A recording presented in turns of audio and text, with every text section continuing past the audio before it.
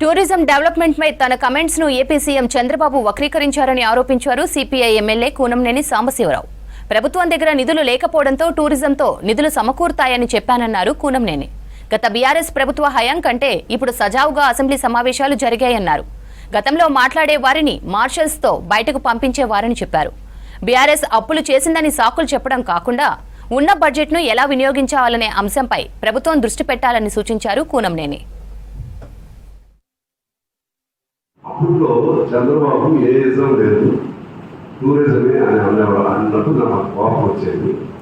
కానీ టూరిజం పెట్టుబడి లేదు, ఎక్కువగా లాభాలు వస్తాయి, ఎక్కువ ఉపాధి కల్పించబడేది. కాబట్టి టూరిజంని డెవలప్ చేయండి అని చెప్పారు తప్పితే దాన్ని కొంతమంది మరి ఉద్దేశపూర్వకంగా చేస్తున్నారా, ఏదన్నా నిందలు వేయాలని చేస్తున్నారు తెలవదు.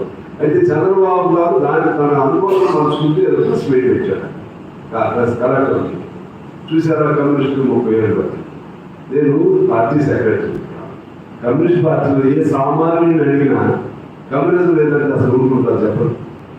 అప్పుడు అతను అన్నాడే చెప్తూ టూరిజానికి ప్రాధాన్యత ఇవ్వండి అని చెప్పింది. మీరు మనం ప్లే చేసుకుంటే మీకు అర్థం. కొంతమంది దుర్బుద్ధితో అలా చేస్తున్నారా, అమాయకులు చేస్తున్నారా, అవగాహన లేకుండా చేస్తున్నారా నాకు తెలవదు. దీనిపైన క్లారిటీ ఇవ్వాలని మీరు మీ ద్వారా నేను ఇప్పుడు కూడా చెప్పేది ఏంటంటే కమ్యూనిజం అనేది ఇది ఎవరి లాస్టింగ్ ఐడియా.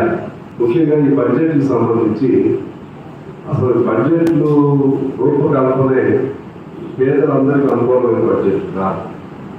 అది ఏ ప్రభుత్వం చేసినా అదే చేస్తుంది. నిన్న కూడా చేసినా మళ్ళా చేస్తున్నాం.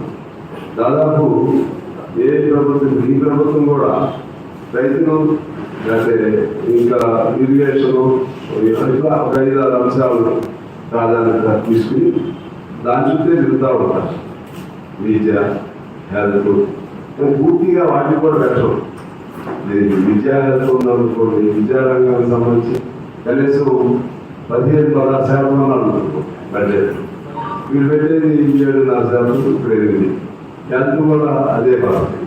అది